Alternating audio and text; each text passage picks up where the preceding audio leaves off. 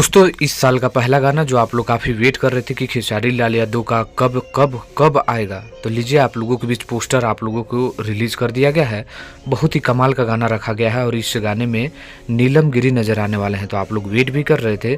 तो ये गाना ग्लोबल म्यूजिक जंक्शन से आ रहा है। चलिए आप लोगों को बताते हैं कौन सा गाना है। नमस्कार, मैं रविंद्र और आप लोग देख रहे हैं रविंद्र टाइम्स। नाम है दर्दे में गर्दे, नाम है दर्दे में गर्दे। इस गाने को खेसारी लाल यादव और करिश्मा कक्कड़ गाए हैं। पहली बार काफ़ी अच्छा काम किए हैं कि नींबू खरबूजा भइल 2 के बाद आप लोगों के बीच खेसारी लाल यादव और करिश्मा कक्कड़ आ रहे हैं।